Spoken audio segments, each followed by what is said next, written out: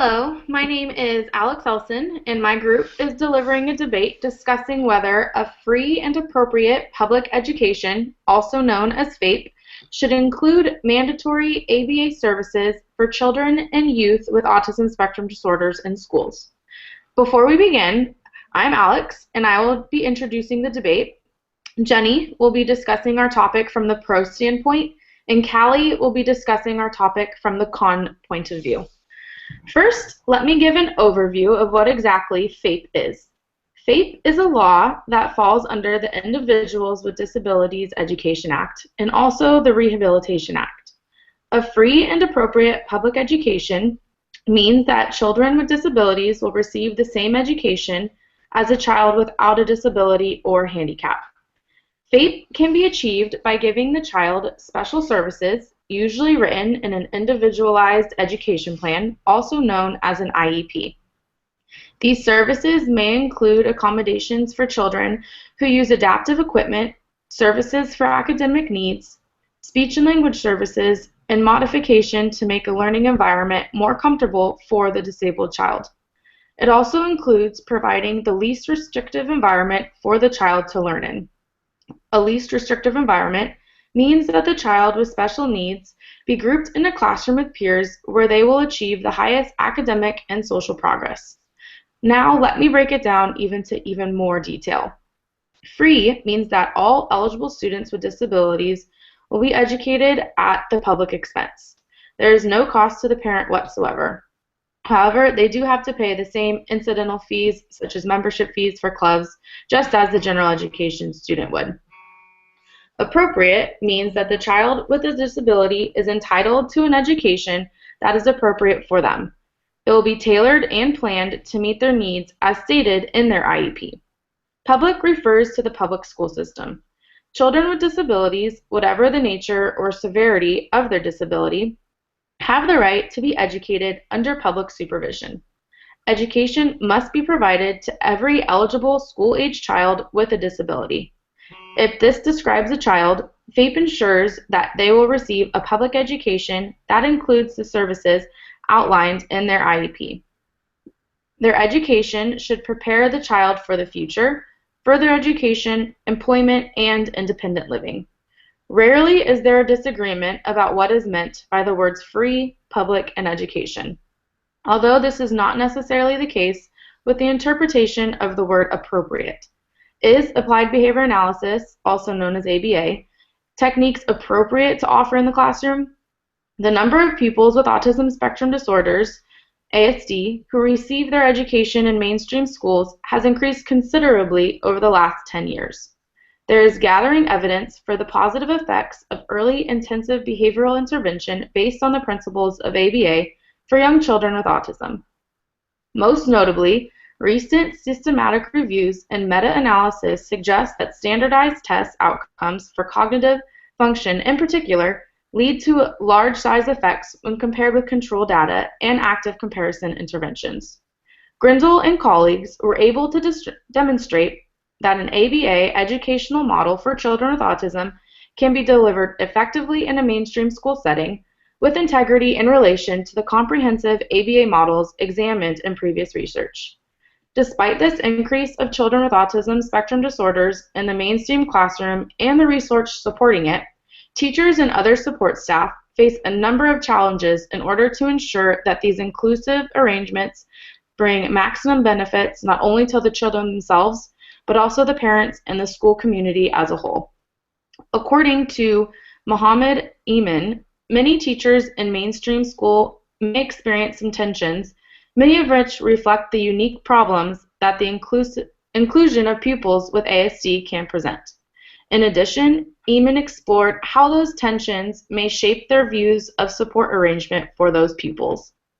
Findings suggest that tensions reported by school staff are inherently shaped by the ASD-related manifestations, particularly those pertaining to their difficulties in social and emotional understanding. These tensions determine the quality of the transactions and interactions between the teachers and the pupils with ASD. Jenny will now talk about the pros on this standpoint. Hi, My name is Jenny, and I will be discussing the pros for including mandatory ABA services for children with autism under the free and appropriate public education.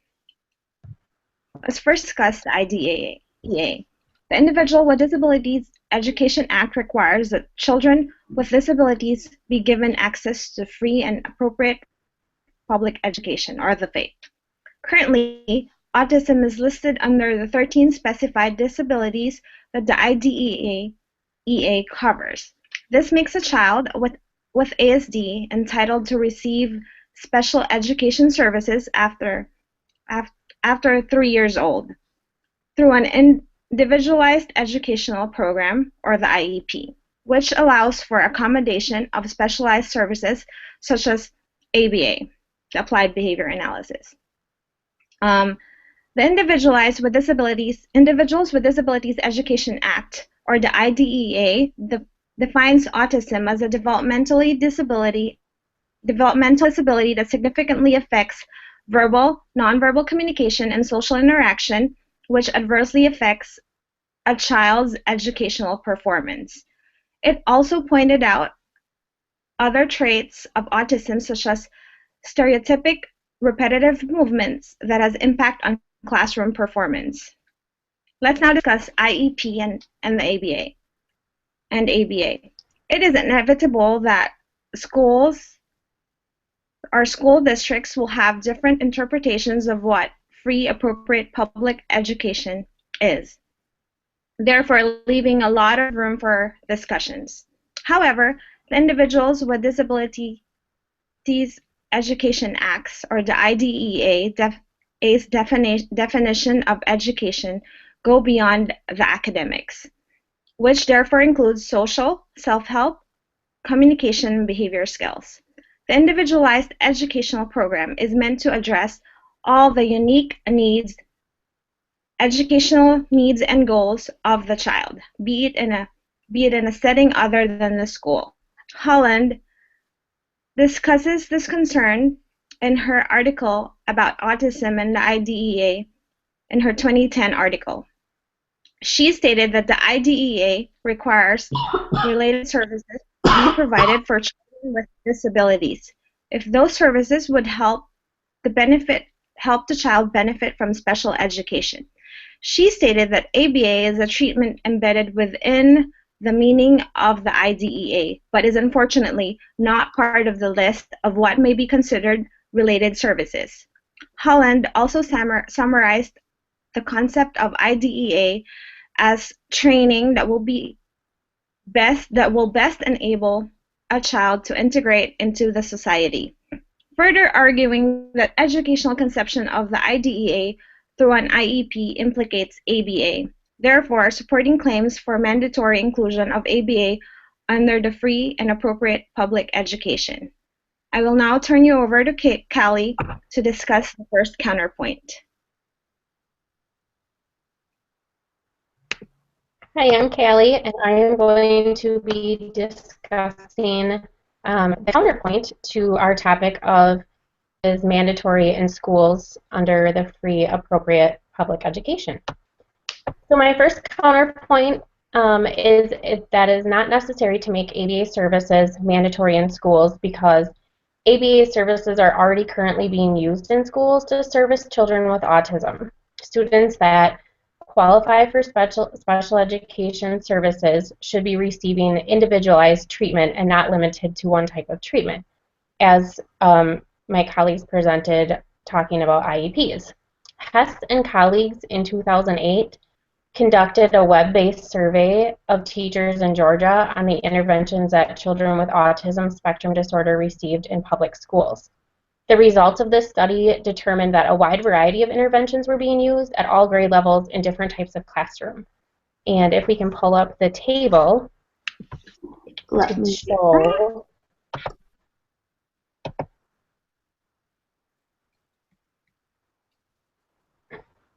Okay, so what this table shows you is that there are different types of interventions used in the general education classroom, in mixed classrooms, in special education classrooms, and then they categorize another classroom called other. So the study divided the interventions into categories including interpersonal relationships, skill-based, cognitive, biological, neurological, and other. The table displays each type of treatment used to teach the categories of skills. So as you can see, there's already ABA services being provided in schools under skill-based for the general education classroom, and they label that as discrete trial, and many of the other interventions include ABA strategies. So many teachers also reported that they structure their classrooms using models of TEACH or the Low-VOS UCLA Young Autism Project. And discrete trial training was used in about almost 6% of the time overall in all the types of classrooms. So it's also reported that students not only receive these interventions that are listed on the table, but also receive services including speech language therapy, occupational therapy, and physical therapy in addition to these other interventions. So the study also identified that the reasoning behind teachers using some of these non-evidence-based treatments that were listed in the table was to avoid litigation and present that all treatments are available to students. This way, students are able to receive individualized treatment packages, which is in accommodation to their IEP goals, that each child receive individualized treatment that's best and appropriate for them. So making ABA mandatory would assume that all students with autism would receive ABA services, and that may not be what is the most appropriate for them. It's also identified that training is expensive and that there's a high turnover rate of special education teachers. And now I will talk about a study conducted by Ikaseth and colleagues and Grindle and colleagues concluded that ABA services can be effectively used in schools. This emphasizes the point that ABA services are already being offered to students with autism based on what is deemed most appropriate for each student. Grindle and colleagues even provided students with autism participation in an ABA classroom. So there's already even ABA classrooms in schools, so there's not a necessary reason to make it mandatory. There's also litigation, and litigation continues to determine what is considered to be free and appropriate for students with special needs. Congress did not provide a definition of what should be included in a student's program.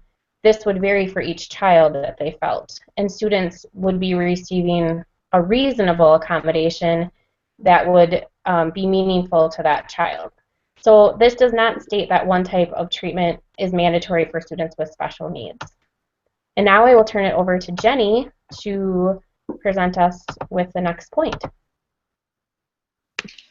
Hi, I'm back. So for this second point, I will discuss some identified educational challenges for children with autism in the classroom. So, given the symptoms of autism, children with autism have difficulties in communication, have trouble following instructions, have trouble comprehension, difficulties in comprehension, hampered ability to communicate both verbally and non-verbally. They have poor social imitation, lack of social initiation. They have difficulty adjusting to social context, and they have sensory problems and disruptive behavioral problems. So why did I discuss this? Because although courts have stated that the Individuals with Disabilities Education Act, or the IDEA, does not require a particular methodology to address or educate the children with disabilities, utilizing eclectic methodologies that are not evidence-based could pose an ethical concern. However, the provision of ABA services, which of course we all know that ABA is scientifically proven to be an effective intervention method for individuals with ASD, under the FAPE would address the aforementioned barriers in the classroom through the application of behavior principles and strategies to these daily classroom situations in order to help the students with autism increase their generalization skills, general acquisition skills, including their language, self-help, as well as their social skills.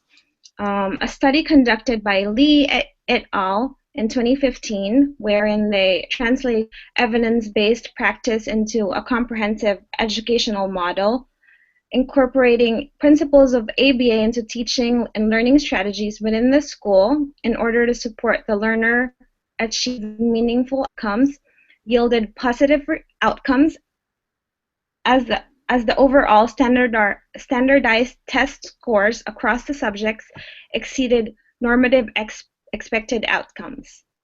Moreover, Grindle et al. In 2012 have identified significant advantages of ABA in a mainstream school setting. The first one is having multiple opportunities daily in order to get inclusion with the teachers, and more significantly with the other peers who are mainstreamed. So I will now turn you over to Callie for the second counterpoint. Hi, so here is my second counterpoint. ABA should not be mandatory in schools due to the fact that it may not be widely accepted by teachers. Teachers and other school staff may not be accepting of using ABA treatment for students with autism. Regular education teachers could have higher burnout when expected to use ABA treatment in their classrooms. So teachers have been hesitant to use ABA due to the misconceptions that have been presented by the media, the use of the technical language involved, social validity of the treatment, and then the generalization of the treatment effects of ABA. It is also going to be really essential that the field of ABA develop strategies that teachers will actually use. Some of the findings displayed that the teachers were very hesitant to use ABA because they weren't comfortable with it. So teachers also feel that students with ASD present unique challenges for school staff, which Jenny highlighted many different challenges that children with autism spectrum disorder face, not only in special education classes, but also general education classes. And students are required to be in the least restrictive environment, and this, for some of the students with autism, is the general education classroom. So this leaves the general education teacher as the main treatment provider if ABA services were mandated. General education teachers may need to implement the strategies to target reduction of challenging behaviors and the improvement of communication skills and socialization skills, which those are challenges that many students with autism face. And this may lead to the general education teacher not feeling comfortable using those ABA strategies and possibly not being trained adequately on them. A study conducted by Cagle in 2011 also gave findings to say that teachers chose to use interventions based on ease of implementation in their classroom. So if ABA isn't easy for the teachers to implement, they may not implement them anyway. This idea ties into the previous discussed, or the point that I will discuss later about training.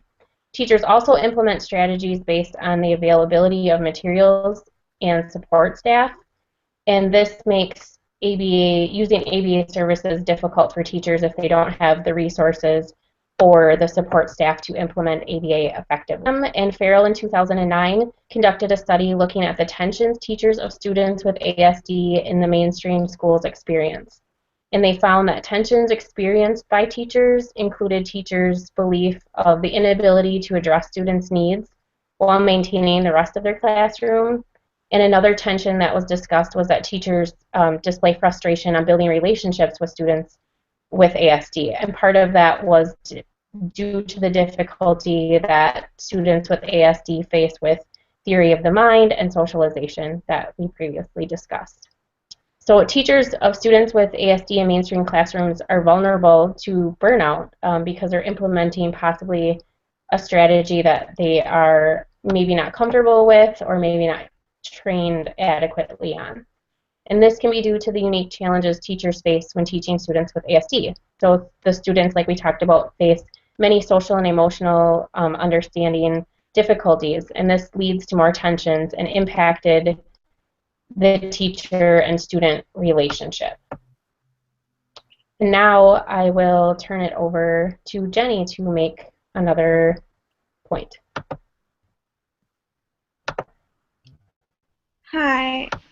So for the third point, I will be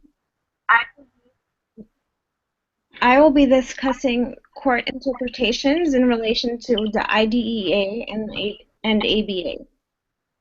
So Holland, in her 2015 article discussed court cases involving IDEA and ABA, mostly concerned inclusion of under the free and appropriate public education.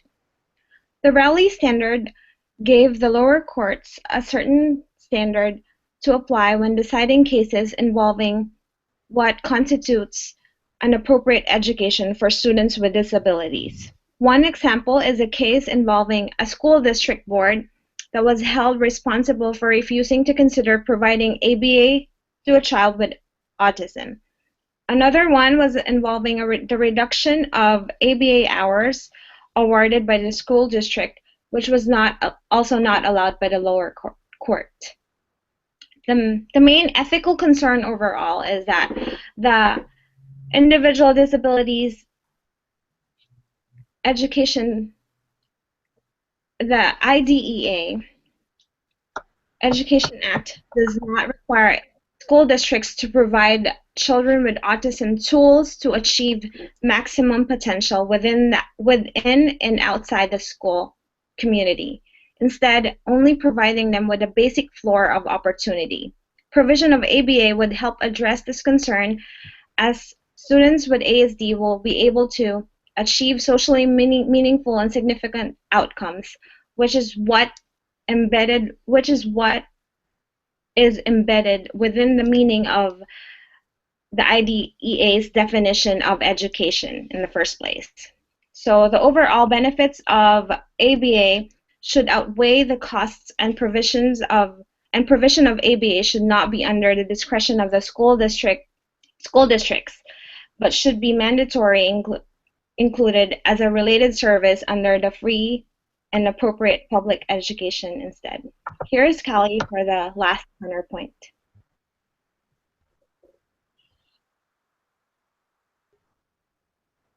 Hi, so the last counterpoint that I would like to make in regards to making ABA services mandatory in schools for children with autism is that this would involve extensive training of the school staff in ABA treatment techniques, and this would need to actually happen before teachers or school staff could implement ABA with students, and the training would need to be continuous. Getting training on ABA one time would not be sufficient to provide effective treatment. So this may be really costly and time-consuming for schools and their school staff. So training of school staff would need to involve not only special education teachers, paraprofessionals, regular education teachers, even possibly administration and teachers that teach special subjects such as like art, music, and those types of things. Skirakoff and Sturmy conducted a study on the effects of behavioral skills training on staff implementation of discrete trial training. Their baseline data included that teachers used just a written instruction manual to implement discrete trial training with students, and then their intervention data included teachers using a more comprehensive training package to implement discrete trial training. The training sessions included written copies of procedures, given verbal instruction, and then also feedback was provided on their performance, rehearsal took place, and actually modeling. So this level of the intervention that they used was much more intensive training, and the training was provided by an experimenter who was using the ABA services. So the study concluded that teachers using just the training or using the training package made improvements on implementing discrete trial training with students. So the students or the teachers that were using just the instruction manual, it was not effective training, it was not adequate enough to make significant gains teaching children new skills. So to provide similar training as was demonstrated in the study, schools would need to have probably BCBAs and even more than one in their schools. this can be really possibly costly for schools and also time consuming for teachers to have the time to get trained out of the classroom or out of the school hours. A similar study was also conducted by Cagle et al. In 1977, and the results were pretty similar in that students made more progress when the teachers were thoroughly trained in the techniques of behavior modification being used. So right now there's not a concrete cost that we can find about how schools will be impacted when implementing ABA services, but with the amount of training that would need to take place, it would definitely be essential and ethical for a BCBA to be doing the one that would be training the teachers or the school staff that would be implementing any services to children with autism. So that was my last counterpoint. And now I will turn it over to Alex for our conclusion. So our group presented on both the pros and the cons of having mandated free, appropriate public education in the form of ABA in the mainstream classroom. Jenny pointed out the main ethical concern overall is that IDEA, the Individuals with Disability Education Act, does not require school districts to provide children with autism tools to achieve maximum potential within and outside of the school community, instead only providing them with basic floor of opportunity. Provision of ABA would help address this concern, as students with ASD will be able to achieve socially meaningful and significant outcomes, which is what is embedded within the meaning of IDEA's definition of education. Provision of ABA should be mandatory as a related service under FAPE. Callie made the counterpoint that it is not necessary to make ABA services mandatory in school because ABA services are currently being used by schools to service children with autism, as well as the fact that teachers and other school staff may not be accepting of using ABA treatment for students with autism. It will also cost school districts an unknown amount of money to provide ABA services, as well as hiring BCBAs to come into the school district to implement the ABA programs and train the teachers. Thank you for listening to our debate. We hope you learned something.